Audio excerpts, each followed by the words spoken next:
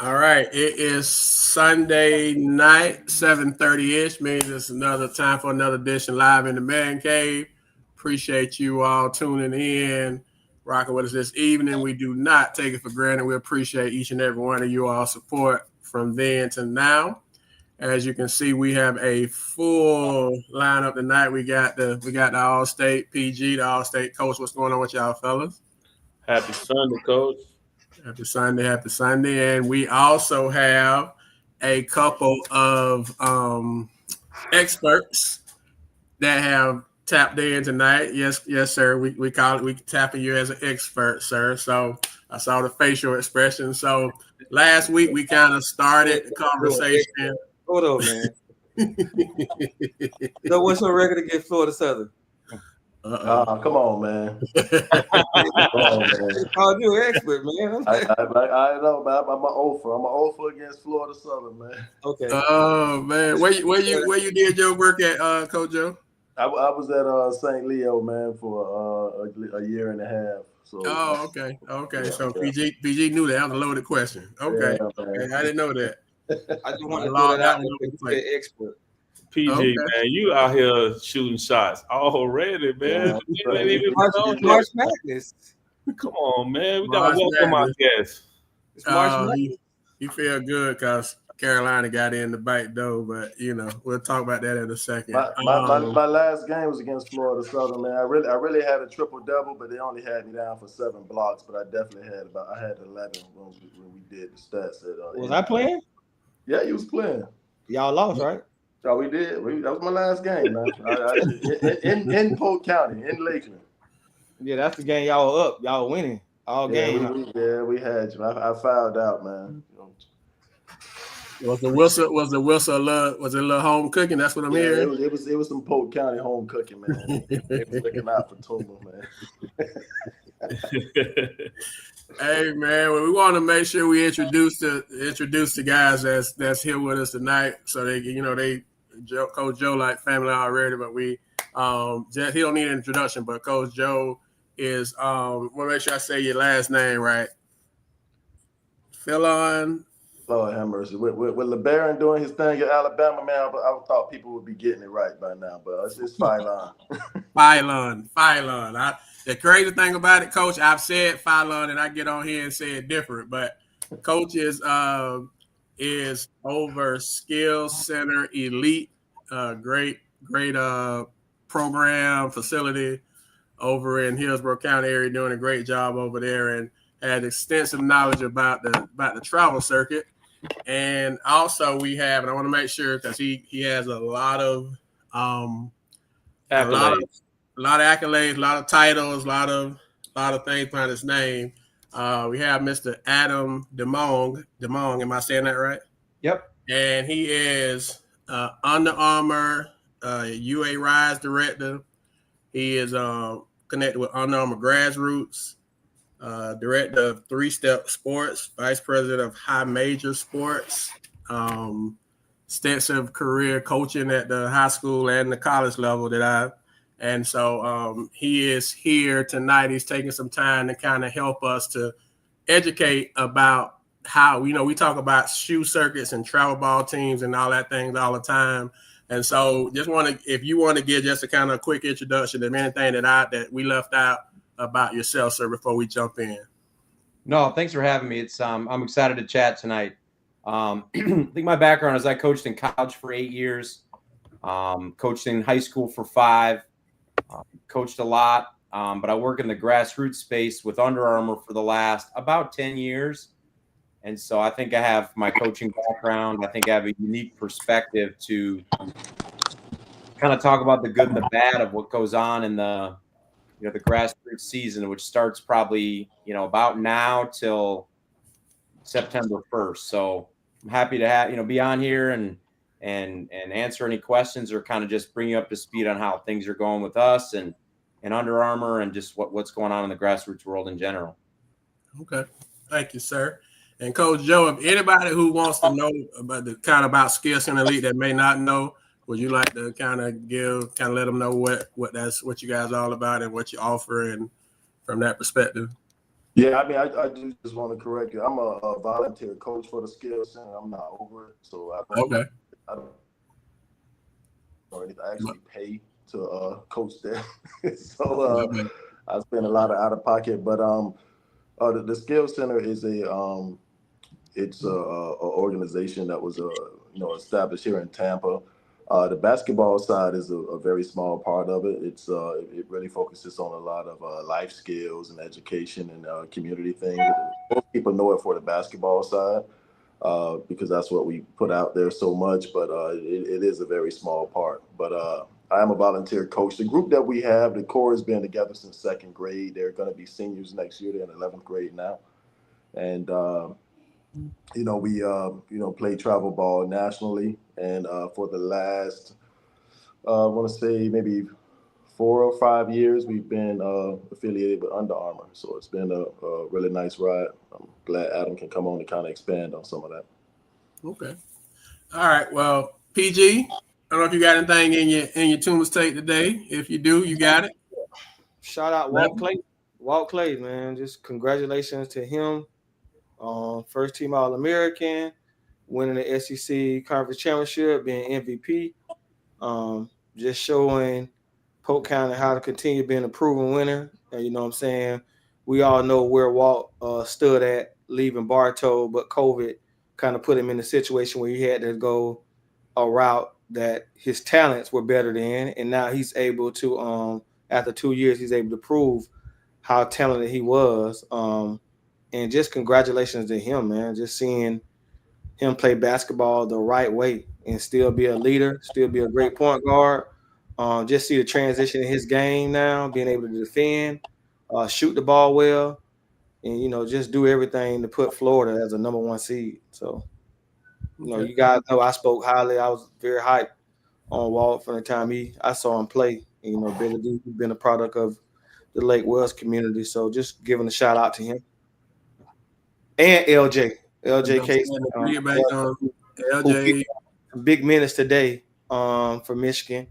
Had like 8 points in their Big Ten Conference Championship. So this is another young kid that's been doing great. Alex Sessoms. Sessoms is on I think they're number 1. I know they're like 33-1 down there at Nova. And he's been getting good playing time. What a story for him. You know what I'm saying? We at one point didn't know if he was going to even get the offer that he get, and then he lands into the best, probably the best, I would say, Division II program in the country right now. Consistently one of the best. So we got 3 of our Polk guys that's playing in the tournament. Oh, who else playing? One more. Isaac from Yale. Oh, they won They won the Ivy League. So okay. So shout out to Isaac. Is this history's first time for Polk County that we've had? Georgia. Is the kid still at Georgia? Oh, and Dylan J. They didn't win. They in the tournament. They didn't win championship conference, but they in the tournament. So we got 4 kids from Polk County that's going to be playing in the tournament. 3 conference champs. I don't know if we've ever had 3 conference champs. I mean, I know you guys are Billy, you more of a historian coach than I am, but he and Isaac had good minutes today. I think he had like 9 points. And they had like 4 guys in double figures, and he first got off the bench. He had 9, so he had some good minutes in there. I watched their game today too. So all those guys are I'm just so proud that they all made the right decision. Sometimes guys don't always make the right decision. They just kind of get lost in translation, especially now with this transfer portal. You don't make the right decision, you may not ever come out of it, right? So good shout out. I was gonna mention that. So good deal on that. Coach, you got anything in your corner? Coach, I'm gonna yield to our guest right now. I can do whatever I have at the end. But we got these special guests on. We need to dive into it. Okay. Well, let's dive into it. So, Coach, Mr. DeMond, you say that travel ball has started, grassroots has started. For people that maybe not really count up on that, can you explain what grassroots mean? Like, you're with Under Armour. How does that look? What's like the process of like becoming a shoe team and all that kind of stuff? Because everybody, like you say, it's different things out. There's different stories of how it looks. So you and Coach Joe being, intricately in it, can you help us with that? Yeah, for sure. I mean, I think that a lot of what happens in this space is confusion and smoke and mirrors. So hopefully I can kind of clear up what it is. For Under Armour, we have two platforms that we have. We have the UAA, which those teams are sponsored by Cash and Product. And then we have the UA Rise, and those teams pay to participate and buy gear. But I think how we do things at Under Armour is like we don't just let anybody into that Rise group. Like we make sure that, I mean, I scour the country for only 48 teams at each age group that are good. And that's kind of the door that Skill Center came in. And then we every year, with Joe's son JoJo, like he's an incredible talent. We got to do more for him than just have him play some games. So we allow some UA Rise teams to play against the UAA in our events, so that the guys like JoJo can really be seen and ranked and play great competitions. So that's kind of where we're at. We have two separate leagues, and most of the sneaker groups have the same right now. Our UAA competes with the 3SSB of Adidas and the EYBL. And so I think all three of those leagues are different.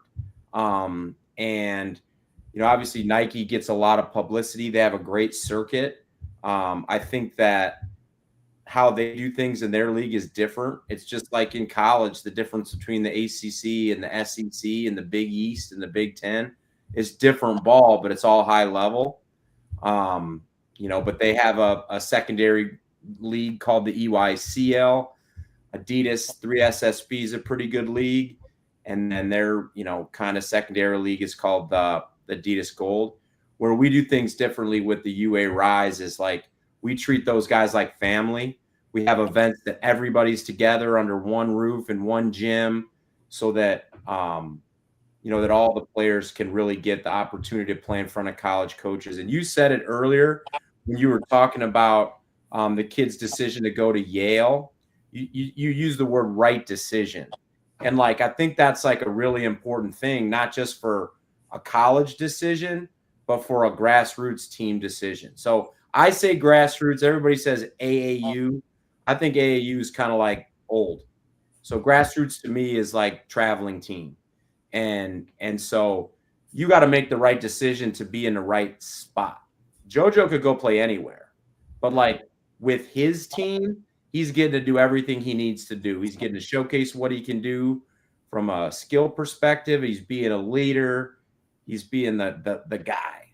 He could play anywhere in the country, but that's the right decision for him. And I think you talk about that when you're talking about college recruiting. Well, this kid could go to Florida, but instead he goes to Florida Atlantic and has a great career. And it's that decision is also something that the kids now should be looking at for their grassroots team decision. Okay. So grassroots is the more modern version of AAU. Yeah, that's what I call it. Yeah. Okay. Yeah, see, because AAU is kind of like its own entity. It's kind of like when people say Uber, because Uber is kind of like the first one, the big name, but they're gonna call Lyft, but they're gonna be I'm gonna catch an Uber, but they're really calling it Lyft. But Uber is the name that everybody knows. Yeah. It's kind of like that with AAU. People always say, "Oh, you play AAU?" No, I play on the Under Armour circuit, but it's travel ball. You know what I mean? So that's kind of the analogy I like to use. I don't know if that makes sense. Okay. So how's the travel ball grassroots experience been for you as a parent and as a coach? I mean, it's been good. I mean, Adam was saying, decisions have to be made, and and I got, I was getting calls from just about everybody, but ever since I had a kid, I have been researching, doing the research and looking at how some of these things are done. One of the things I noticed is everybody, talks about EYBL this, EYBL that. A lot of those EYBL teams, if it's that circuit sometimes is too big for everybody. and you have people that sometimes try to chase the big name in the circuit. I didn't want to put my kid in a situation where he's on the EYBL team and his job is to go out there, rebound, block shots, get the ball to these two guys that they really want to showcase. I didn't want that to be his job, not only from an exposure standpoint, but also for his development. I felt that the Under Armour Rise circuit, he's on that circuit. It's really good for his development. Like Adam said, he has the ball in his hands. He's on a team that everybody has a full autonomy to make plays and do things and showcase what they can do. But also, in saying that, is on the Under Armour Rise circuit, he's a big fish in a small pond. And like Adam said, the unique thing about Under Armour Rise is, and the Under Armour and what they do is everybody's under the same roof. So you have all of the same coaches that are at EYBL and all that stuff. I mean, those same schools are there. They're at the Under Armour stuff too. But they get to see my kid, because there was one game I took a picture and I posted it like a year or so ago. Courtside at my son's game, I mean, you had Leonard Hamilton sitting there. You had a coach from UCLA. You had and like 4 other like Power 5 coaches, and it was crazy. And this is UA Rise team playing against another UA Rise team. You know what I mean? So I don't think some of the other circuits get that type of exposure, especially the second tier circuit, the second tier groups. But it was just a good situation for my son, and his recruitment, and really took off. How much does college, like from the coach's standpoint, how much do the college coaches influence how the teams are crafted and created? I know they can't officially do anything, I guess, but like you said, you didn't want your son to be on a team that where he was blocking shots. And I'm asking you this, Mr. Adam, from what Coach Joe just said. You don't want your son blocking shots and rebounding to get it to these guys that they're really trying to showcase. Is it a lot of pressure from college coaches as far as where kids end up as it relates to the type of teams, or is it more of a kind of it's not as much of an influence from that standpoint? I think we get influence from a lot of different areas. The 2 areas I get influence from, we get recommendations and push from college coaches. Hey, take this team. Hey, take that team. So certainly it comes from them. A lot of times they're trying to gain favor with the director. Hey, I made this happen for you. So, remember me when this kid's ready to commit. And the other one that I get a lot of push from is like professional athletes or people that are represented by Under Armour. Davion McKnight's making a big push. He's signed a Curry brand now. So like, all right, he wants some teams and things like that. But, I get some asks for that. I think that ultimately I have a lot of autonomy to choose teams. And I don't think like, what I talk about a lot is like, if you're a kid, you can play for any team you want to play for. Like you could go be the 9th man on a Nike team, or the play independent and be the best player, that on the team. And I think you need to make the right choice. And you have to understand that college coaches, their whole goal in this thing is to evaluate the players and try to get the best one they can. Like JoJo's going up against, some other top 25, top 50 level players in the country, because like Florida and Florida State and Georgia and UCLA, they want to get the best guy they can get. And they're going to watch JoJo and say like, is he the best guy? And some are going to say, yep. And they're going to go get him. And so for me, if you're a player, you want to get in the best situation you can to be evaluated. If JoJo was just blocking shots and rebounding, I don't know if a lot of those schools would see his true value or his true skill set. Whereas like, all right, he goes and plays for Skill Center and they see him score the ball. They see him how they use him on offense, inside, outside, versatility. And they can say, oh shit, like he's going to be really good. Or, they see the vision of where he could become. And I think that's the most important part for any of these kids is like, college coaches can tell you go play for this team or go play for that team, but they want to see you dribble, pass, and shoot so they know if you're good enough to make an impact for their program. Go ahead, sir. Go ahead. Yeah, I think a lot of kids get lost in the shuffle trying to, chase, those big things, those big circuits, and it's really too big for them. And so what I've been doing, like over the past few years, like I've been trying to, find those next individuals that are like JoJo, because I thought it was there were a couple kids that I tried to get on the 2026 team, because this year Adam's going to really have it laid out for us when we get on the road, and it would have been a really good opportunity for some guys who that I feel that I see in the area, Polk County, Pinellas County, Hillsborough County, that are being under recruited, and and I tried to reach out to them, and we have these coaches or these things like that, like they might not like the skill center, they might not like me, or whatever the case may be. I'm not trying to do this so I can go win basketball games. JoJo's team could go 0-15. The coaches are still going to come. But what happens when the coaches come, not only do they see JoJo, they be like, okay, so wait a minute, who is this kid? Because that happened a lot with JoJo playing alongside Joshua. Joshua went to the EYBL, made top 50. So coaches come into, like Keith Smart, I'll never forget, he came to a practice at Blake. And I got there. One day. I went into that practice, and when I met him, he was like saying, "Man, I came to see Joshua." But then they started getting up and down. I said, "Well, wait a minute. Well, who is that?" You know what I mean? So he saw my kid, and this is when he was at Arkansas just last year before they moved, before Musselman went to USC or whatever.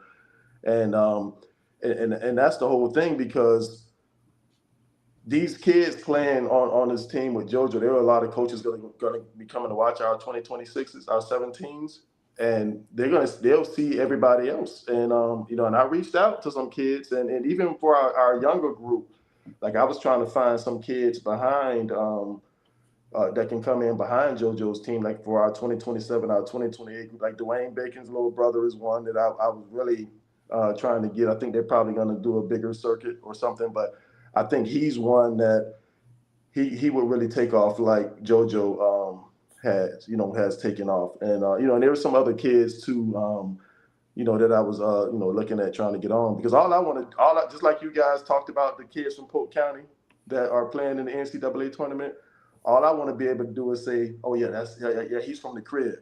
You know what I mean? That's so and so. He's from the crib, and he's playing on TV, he's in the league, or whatever the case may be. That's my wisdom. That's all I want from it, So, but that's just let me get off my soapbox. No, you good. Stay on it. PJ, your mic off. I have a question. I know I heard somebody, one of you say something about the shoe teams versus like an individual team. Can y'all kind of speak on the pros and the cons on that? Because like, what's the benefit of not playing on a shoe team? Like, far as the college, going to the next level, as far as college coaches looking at you. I think the where it gets hard is you need your team to play at events where there's a good amount of college coaches. And so the college coaches, Division I guys, because that's really what we're talking about here, is like, that's everybody's dream. Like playing D2 and D3 is great. I coached at D2 for a while. I have all the respect for it. Joe played there. High level. We're talking about Division I. That's what these kids feel as their dream. Those coaches can only go out a certain number of days. The total number of days is going to be 11. So there's 11 days out of the year, 3 in May and 8 in July, that these guys can be there. So you've got to be on a team that's playing at good tournaments. And so right now, the Nikes, Adidas, and Under Armours of the world, they have the best tournaments. And like, you got to be at those places if you want to be seen. And you can be seen anywhere. College coaches will go look at players. But if you think about it, okay, I could go to Under Armour and they've got 72 17U teams that have some good players on it. Or I could go watch one kid at a tournament in Orlando that's at a smaller place and go watch one kid. Like, they're going to probably err on the side of seeing more people. And yeah, so, I was just gonna say, are they doing that though? Are they going to watch that one kid? they do, but I'd say like you got to give yourself all the chances that they're going to see you. And if you play for a smaller independent team, that's what the chance you risk is not being seen enough. And they'll go see him because coaches like, sometimes they get a bad rap, but they're thorough guys that really look and guys that really do their job. They'll look under every rock they can. It's just like, don't bury yourself. It makes it hard to find you. Yeah, we played independent. We played in some big independent stuff, and the coaches were there. The coaches were there. I'll be honest and say that, but also I'll be honest and say there was 181 courts in that facility in Louisville, Kentucky. You know what I mean? So so it was like and we were like in the cut. So you'll see Duke, you see Izzo, you see these guys walking through, but we way in the back. So if you're an independent, you have to be really tied into an independent. Like Breakdown has Pull. I think they're independent now. They might have went New Balances. I don't know if they went to one of the circuits again, but when they were independent, they had history because they used to be Under Armour, but so they had history, and so they're able to get on some some main courts and some of that stuff, and they're getting showcased. But I would say probably about 80% of the independent squads, you're really not going to be seen unless you have that prospect. And we were going everywhere. And the thing that was happening with us is Joshua and JoJo, when we first started, like I said, we've been together since second grade, the core or whatever. When we started like second, third grade, Joshua and JoJo were on the teams. And these parents were, a lot of the parents were like, why are they even on the team? They just fall down. They're weak. They're not this. They're not that. And, my wife used to get mad sometimes, but I'm 6'9".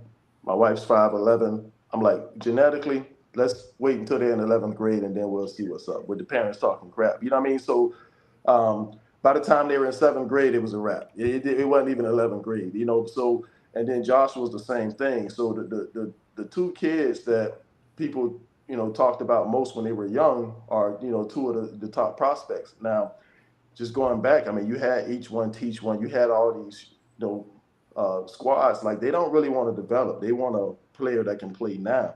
So they weren't interested in JoJo. They don't care about how tall the parents are and this and that and the other. If you looked at my team in the 4th grade and 5th grade, and you looked at my moms were 6'6", 6'3", 6'2", like the moms, you know what I mean? So I go off of genetics, and I'll develop these kids into what I want.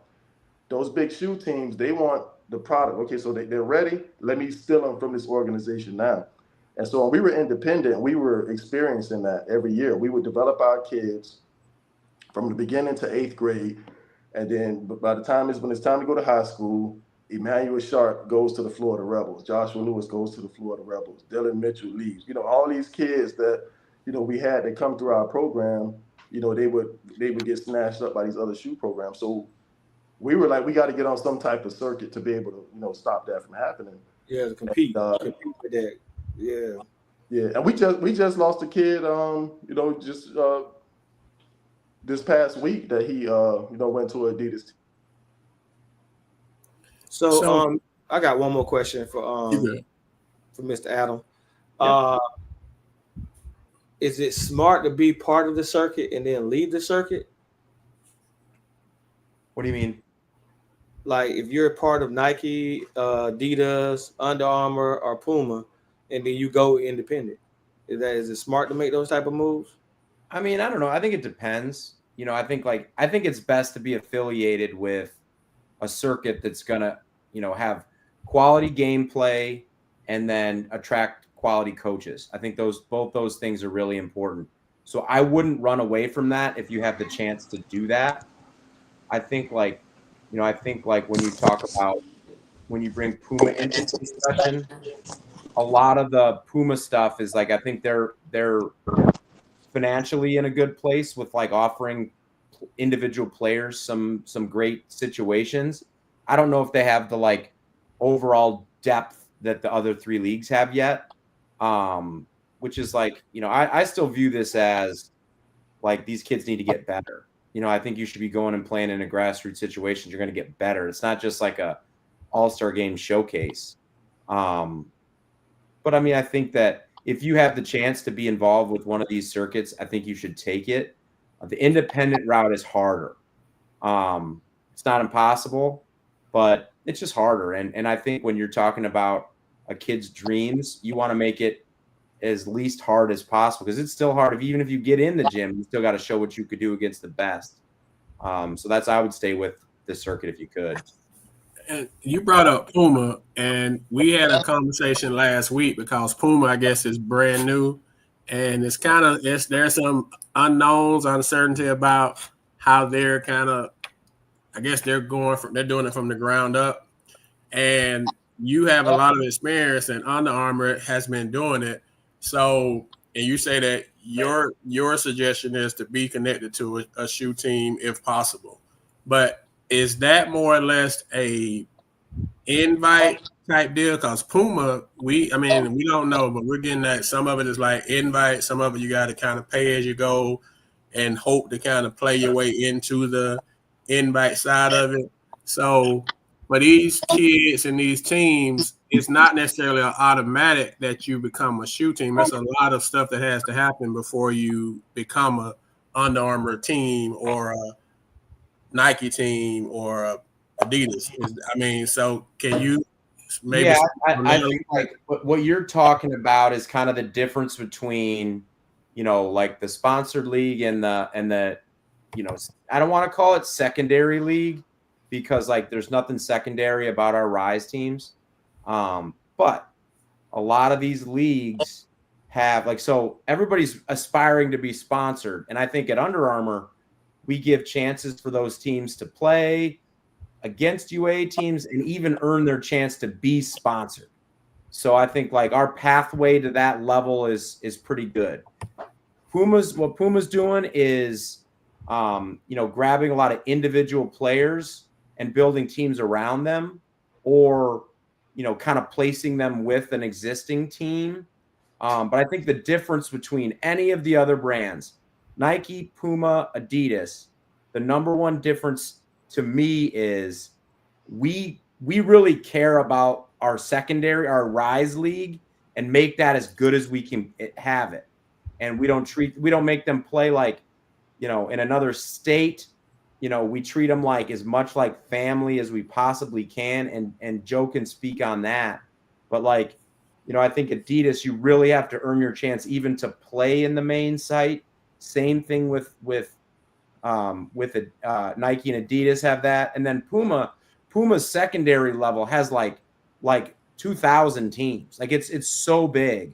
And so that's where I think a lot of the misinformation comes from, is there's a Puma team out there that just signed up to do it, and they're saying they're sponsored by Puma, and that's not true.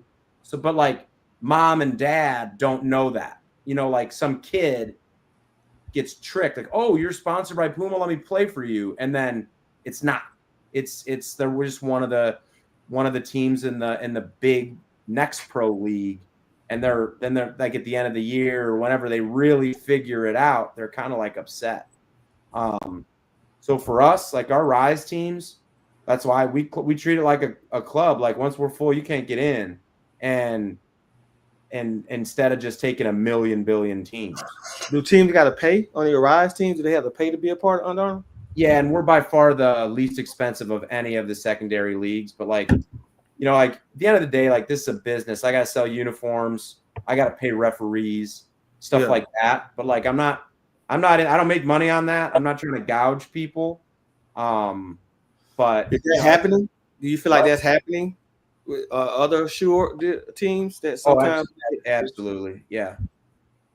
I think some of these other leagues, you pay a lot of money and don't get the same value that you would with us. And I think it's hard. Youth sports is a tricky space right now, man. It's like, you take your kids and you go watch your fifth grader play, and you spend $60 to get in, and then they make you work the scoreboard. It's crazy. Adam, I have a question for you. I actually have two. What's the vision for Under Armour, and what's next for you guys? I think the vision for Under Armour has always been athlete centered, in that we want to make all athletes better. And so it's a very gritty company. They want to help, kids get better.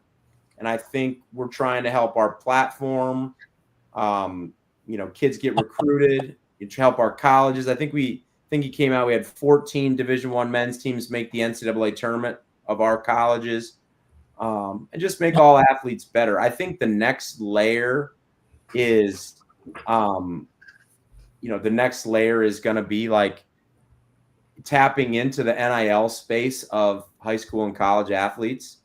And that's a really tricky place to be right now. But I think that's what's coming next, is to find some really great younger athletes that we can support and, match the vision of Under Armour, and can kind of take that, have that brand authenticity for the young kids to really get behind.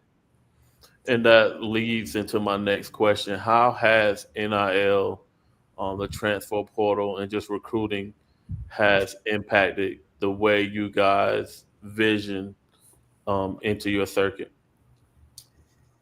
I mean, I think that it's it's affecting everything. And like, I have a lot of thoughts on this. I don't know if you have enough time, but like, I think that what fundamentally people are misunderstanding about NIL is that, like, there's kind of like two buckets I like to think about in college. Is like, there's people that are making money from brands. That to me is NIL. Like when you see Elliot Cadeau in a Hilton commercial during the ACC tournament, like that's NIL. When you see, guys, Body Armor, Gatorade, whatever it is, like that's true NIL to me. Now, the colleges have the old, like, collectives where, you're going to get some money from the school, the boosters pool money together, and then they're going to give money to the players. That's different to me. And that exists in the grassroots space as well. It's like, I think there's some brands out there that are really NIL-ing kids. Adidas has done it. We're starting to do it. And like said, hey, like, let's have you on content. You're an ambassador to the brand, whatever. And then there's some brands that are just like, here's a bunch of money. We want you to play in our tournaments. And like, I think it's very, very different. So I'd like to see the waters kind of clear up with like who's really an NIL brand representative and who's like just pay to play. But I don't think that'll ever happen. Do you think, sir, that, and Coach Joe, you can answer this too since you're like living it. Do you think that traditional high school recruiting, where the old days where a coach would get out of his car, get off a plane, drive to the school, actually go to recruit a kid from high school, are those days over? And primarily, if a kid is not on a circuit, grassroots, travel ball, shoe, with a shoe team, that their ability to be recruited is tremendously, like, because what I know, I've said it, I can't speak for the other two guys, is that coaches are not coming to high school games anymore. They're just going to, like you say, to your tournaments, my Nike, Adidas, and if they don't, that's where they're recruiting you at. So they're not they may come to your school to check your grades, to go to the guys department, make sure you're going to be eligible, but they're not coming, sitting in the gym and watching you. Is that accurate? We want to make sure we're giving the right information from where you sit, from your desk, and then Coach Joe, from you living it. Is that accurate? Are we off on that? Are we that's kind of the reality of where it's at now? I would say you're off a bit. I mean, it's really about the prospect that you have, because at Blake, and and the kids will tell you, we had coaches week. Now there's certain times where they can come and certain times when they can't come.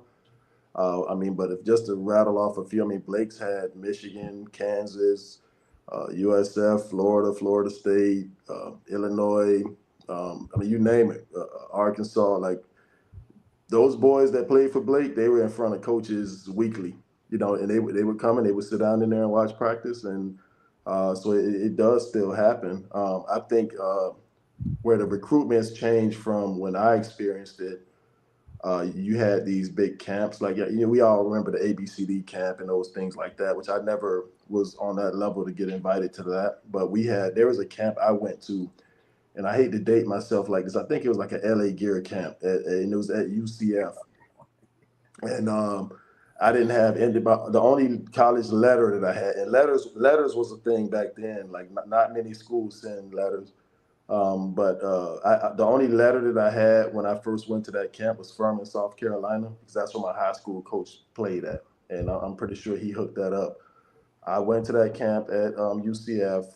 All of my games were on the main floor. The last day of the camp, and all the college coaches were there. Everybody was there.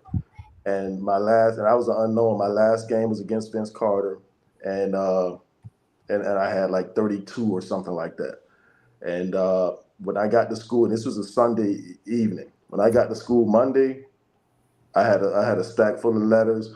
When I got to school, and I had a stack full of letters every day after that. Now, academically, I messed all of that opportunity up because I was Prop 48, but that's how the recruitment was back then. Nowadays, it's different. They have different periods where they can come and see you, dead periods, live periods, and like Adam said, like the Division Ones, they only have like a very limited amount of time to come see you. So if they have these 11 days or 18 days or whatever it is, they're really trying to go where they can see as many kids as possible. And so that's where it's really changed. But they do still come. If there's a prospect there, they come to the school. When I say come to the school, I'm like not to the school per se, like come to watch a game at the school. Like yeah, they do that too. Like at Blake games, we've had Blake played Steinbrenner, which Steinbrenner is probably one of the top 3 worst schools. Actually, the Blake Sickles game, you had Michigan and South Carolina there at the Blake Sickles games. You know what I mean? So last year we had Arkansas and somebody else at a Blake Gaither game. You know what I mean? So it's they come if there's a prospect there. Yeah, I think it depends on the timeline. I think that, and obviously JoJo's not your average recruit. I think that high major guys, you're talking about Power 5, they'll come out and travel anywhere to watch a really good player. I think it does like the junior year is really important for in-person.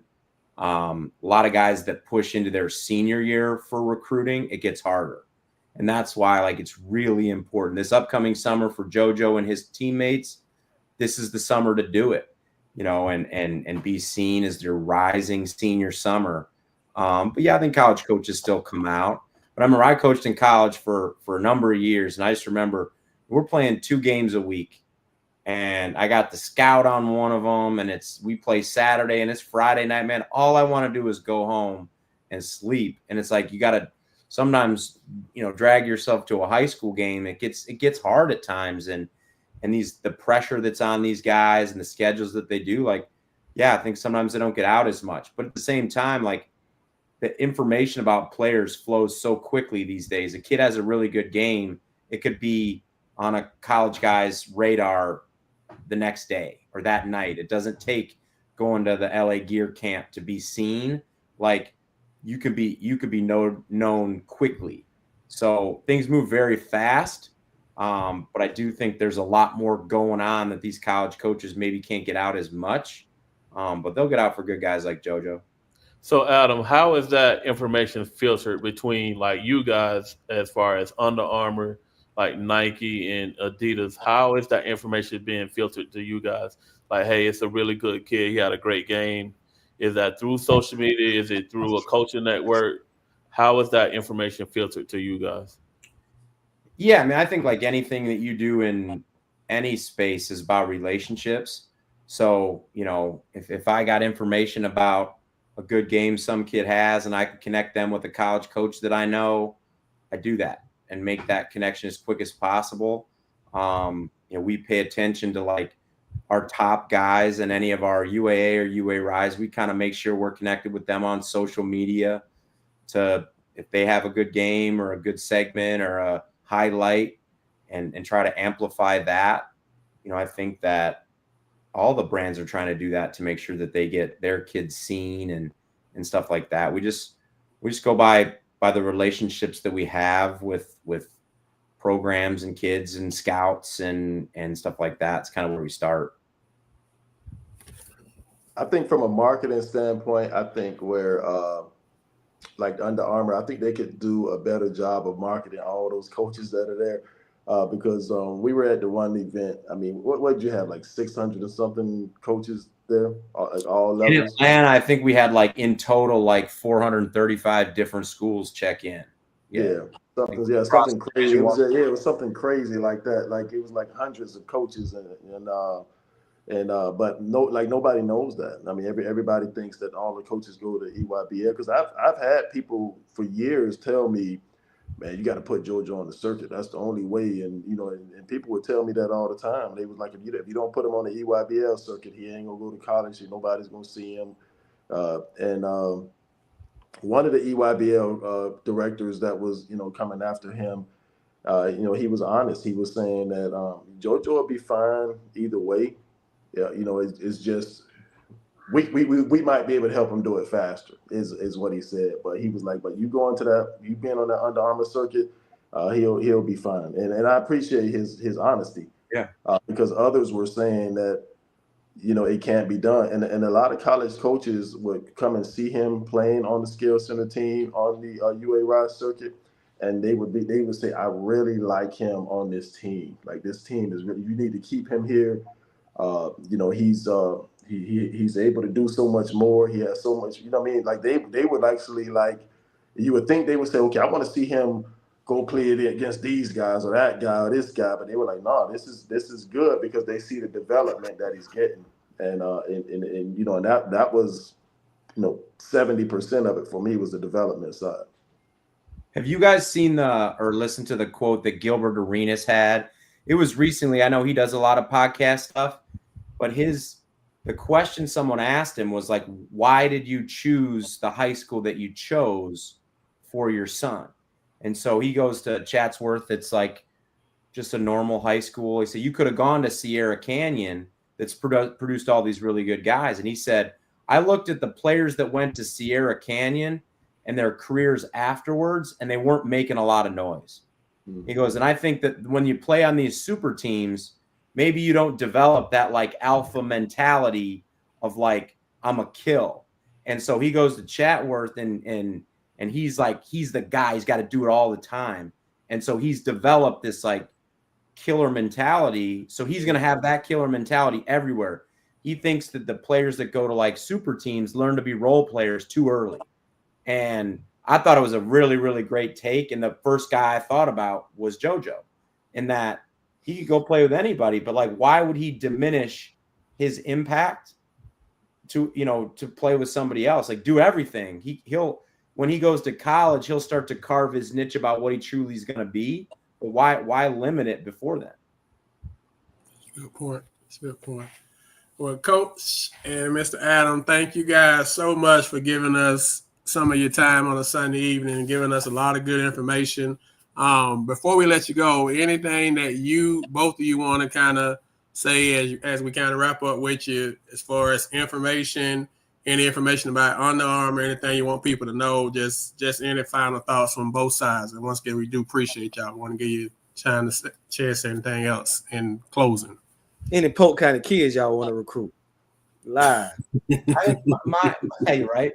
Yeah, I'll let Joe speak on that one. I think the thing I want people to understand is like, run your own race, and if you're a kid, find a place that you can make a great impact and let it play out. Don't get convinced that the grass is greener on the other side, and that the summer's about being evaluated. So put yourself in the best place to be evaluated.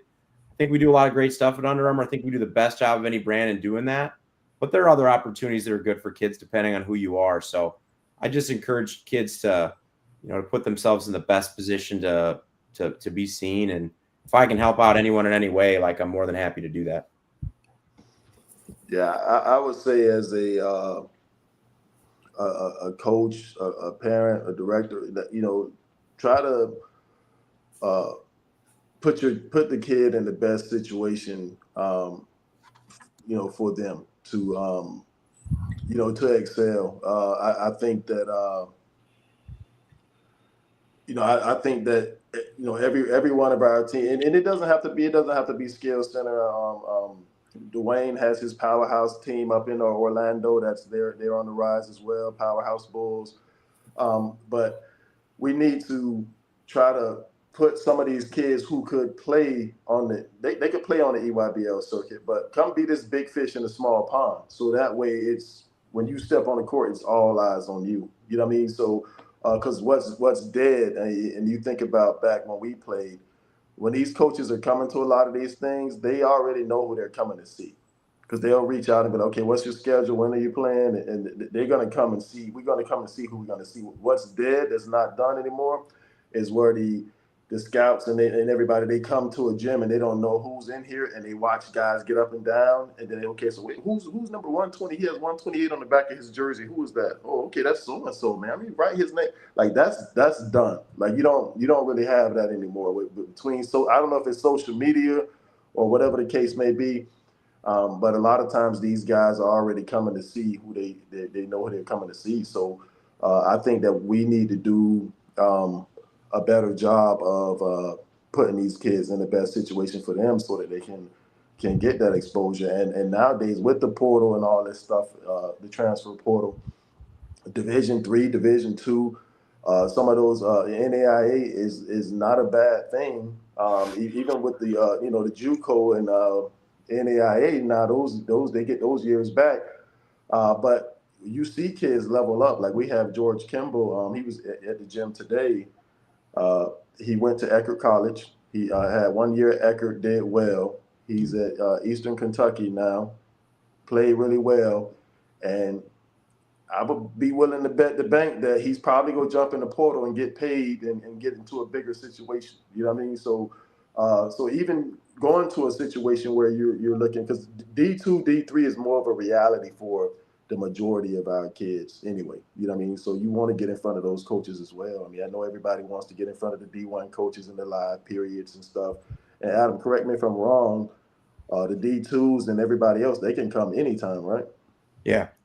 Yeah. See, they don't have dead periods, So, I mean, just some things to think about. I mean, I want to leave it with that, but I do think that Bacon's little brother, I think that he's one that he could really excel on the rise circuit, and there's some others as well. Y'all got a lot of talent in Polk County, man. And look, I went to Polk. I went to Polk Community College. For two, I don't know if y'all knew that, but that's where I'm a JUCO product. So I played for the late great Josh Giles Sr. Okay. That's what's up. That's some history. Didn't know that. That's best good. coach I ever had, man. Coach Giles. Yeah. Shout out to Coach Giles, RIP. Well, Mr. Adam, we thank you for obviously you kind of give us some light on either with unarmed, like everybody does it a different way, right? EYBL does it their way. You guys are doing it a different way, but it's still a high level product that you guys are putting out there, and thank you for kind of clearing up some of the stuff about, I guess, Puma, pay for play, how you get invited, and kind of how the process goes. So this has been great. It's been very informative, and we appreciate both of you all taking your time to help us with this information. And I'm sure if we know a little more now, but if not, we'll be very happy to Coach Jazzard tapping in. We won't mind reaching out to you for any type of insight. But thank you. Oh, okay. Bacon's brother on SOH. I didn't know that. That's what's up. Yeah. Thank you so that's much for both of y'all. I wasn't sure if that was done or not. Yep. Okay. Yeah. That's a good look. See, I think he's. We lost him. But yeah, thanks for having me. And if you want to we want to do this again after the season gets rolling, maybe after our first event, and we can talk about how good JoJo's doing. Like, let me know. I'll come back.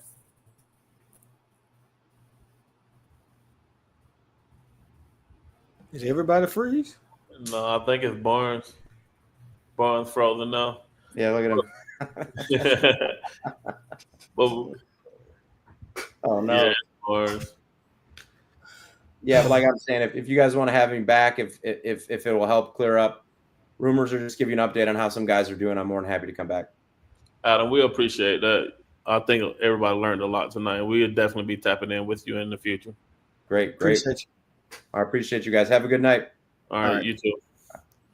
Tuma, I want to address Miss Rivera's comment about she's saying good schools don't have teams. And again, we can give information out to the public.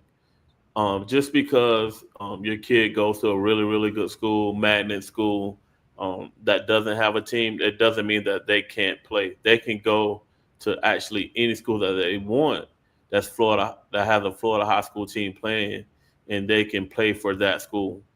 So just because your school does not have a program doesn't mean that they can't play. They can actually go play anywhere that they want to. It's just like a virtual school student, going to play wherever they want to. There's no difference in that. So I definitely want to clear up that misconception. If your child is going to a non-Florida high school team, like for instance, like Winter Haven, Christian, or JCP or something, they can actually go play at another school that is Florida high schools. That rule was passed, I think, 2 years ago. I'm so lost on what you're talking about. So say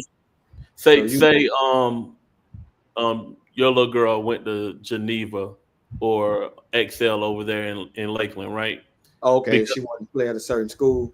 Yes, they can go there and play because they're not Florida high schools. Just stay enrolled at that school, but then play basketball. And play basketball or any sport.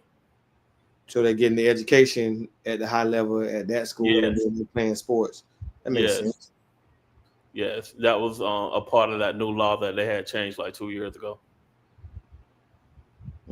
So I don't know what's up with Barnes, if he's jumping back on or not. Yeah, there you go. You on your phone, man, or you got bad Wi-Fi?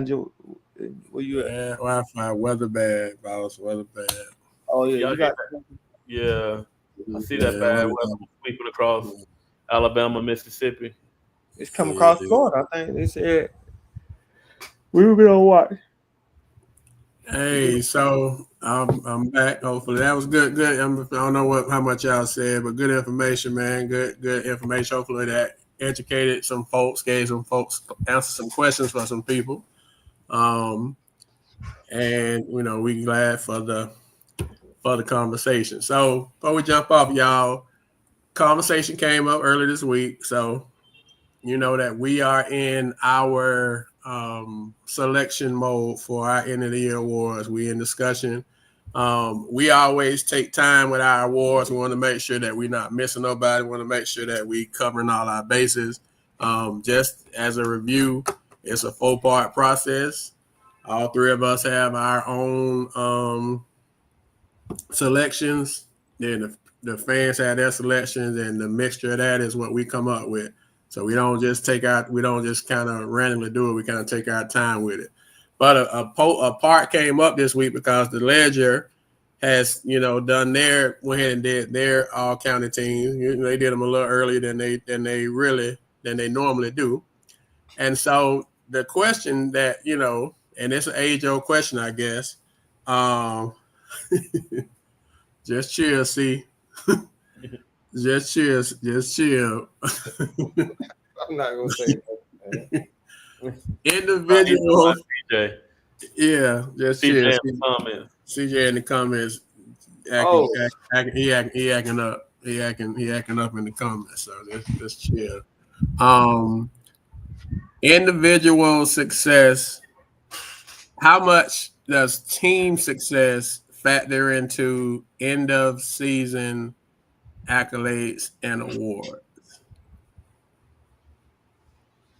So how much should they? How much do they? How much should they?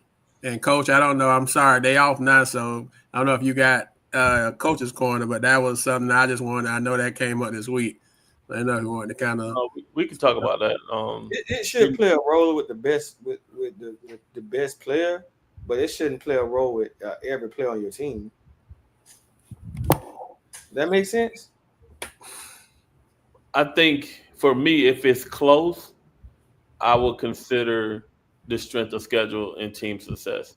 If we're having a debate about two people, you know what I'm saying, and I'm trying to choose between one person and another, so I'm gonna go look at who they played.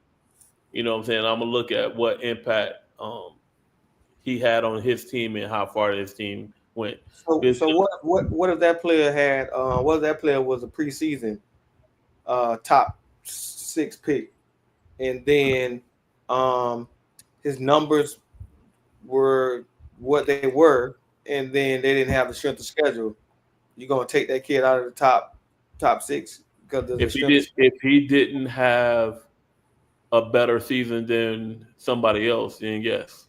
What do you mean by a better season? By winning or by Maybe producing? production. Yeah, that's what I'm saying. So they produce. If Billy D was a top 5 pick, Mm-hmm. and Billy D in our preseason, Billy D throughout the season averaged 22 points a game, 11 rebounds, but Billy D's team was 10 and 15. And then you got a team that made it to state. Their second best player gets picked over that team. Or Billy D. Not for me. Not for me. It doesn't. And I'm gonna tell you why.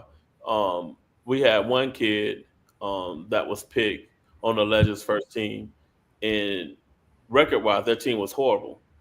But This was 2012. no, I'm talking about right now.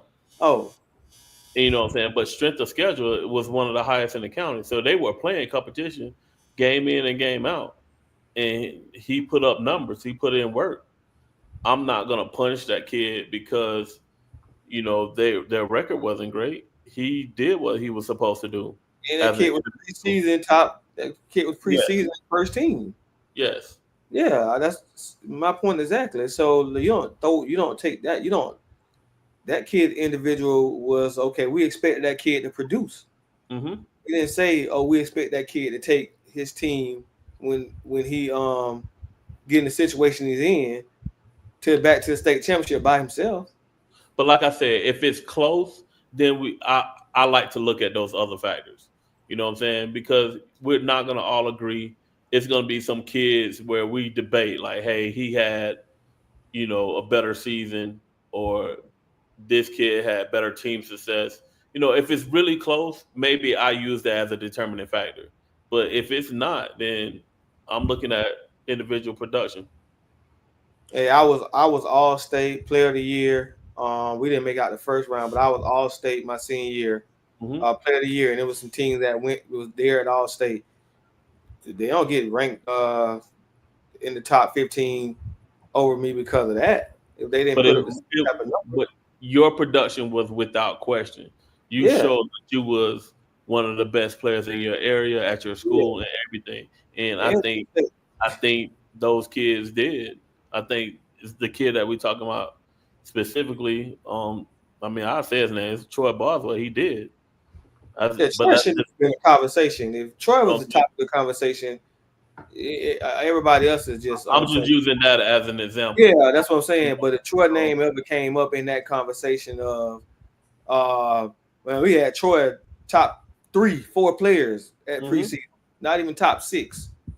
Like we saw Troy in the summer, and we like, oh, this scared with all those players. Mm-hmm. How good he had improved. So he lose those players and he stayed consistent on what he's doing.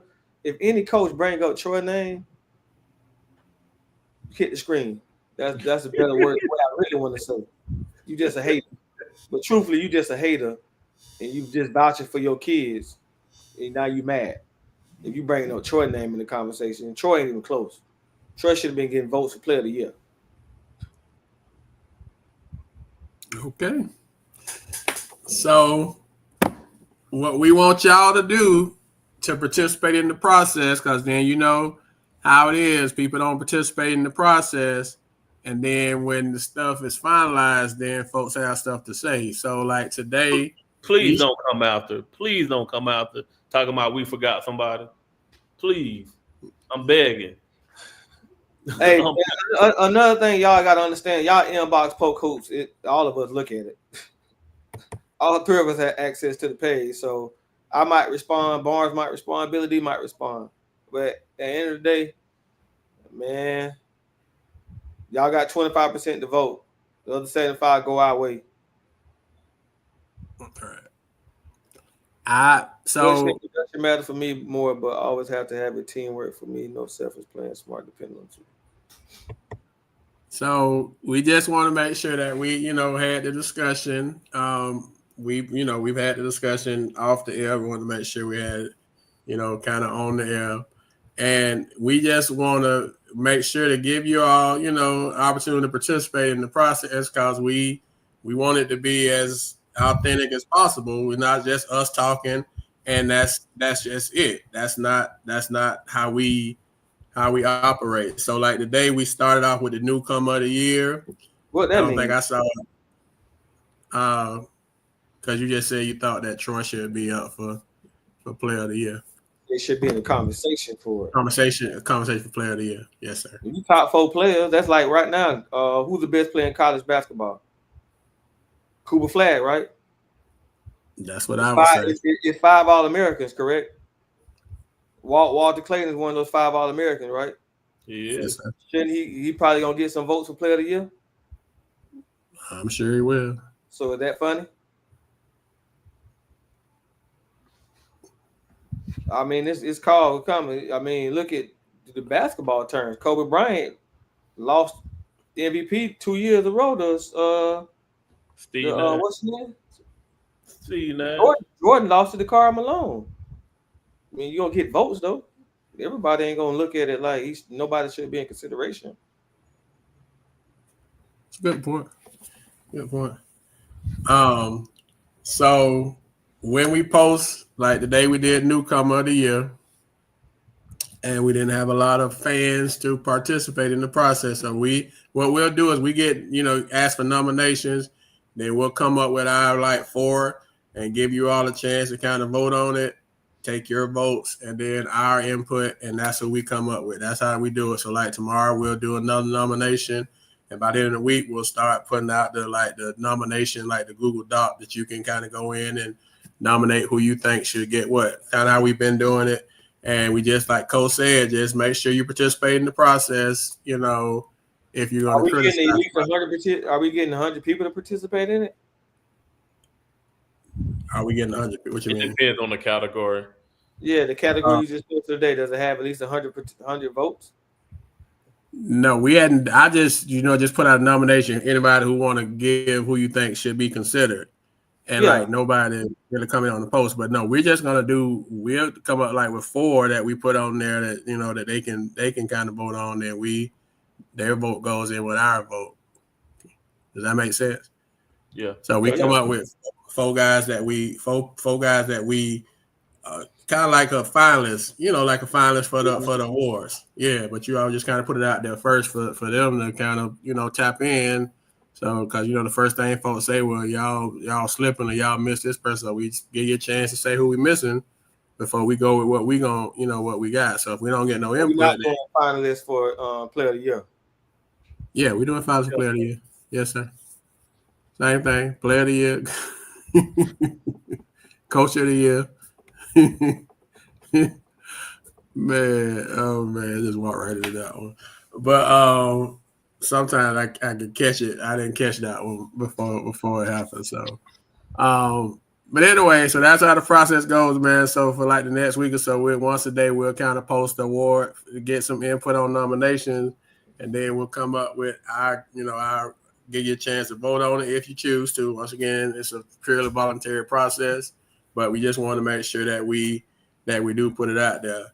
Process for newcomer of the year is new to the team. That could be freshman. That could be a transfer, but newcomer to just new to the scene, Mr. Bell, Coach Bell. So it's a good question.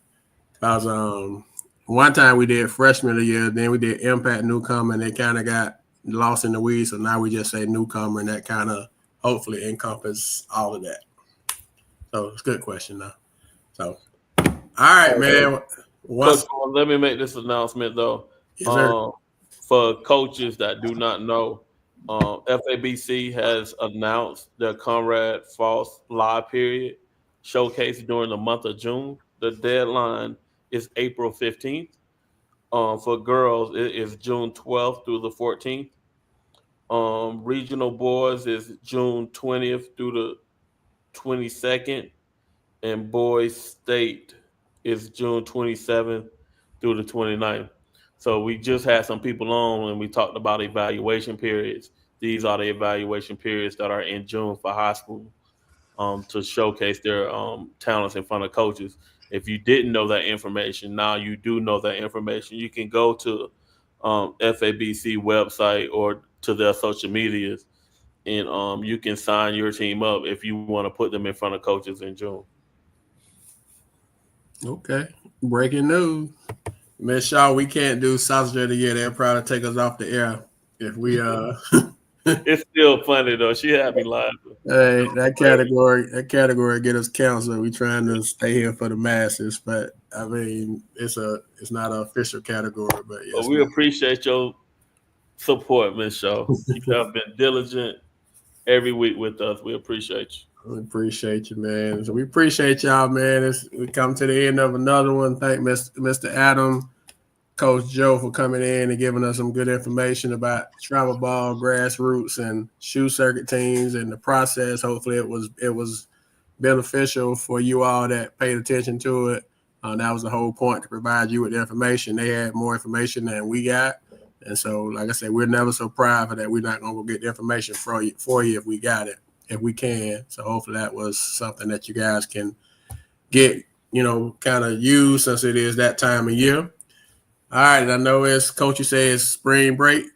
So you guys enjoy your weeks off, man. And if you are doing the travel ball thing, man, please make sure that you're getting out there in front of people. If you're doing the 7-on-7 thing, whatever you're doing, man, just stay active and do what you need to do so you can finish out your school year strong, since the season is over with now. So we appreciate y'all, man. Till next time, Polk Hoops, we out. Y'all have a good one.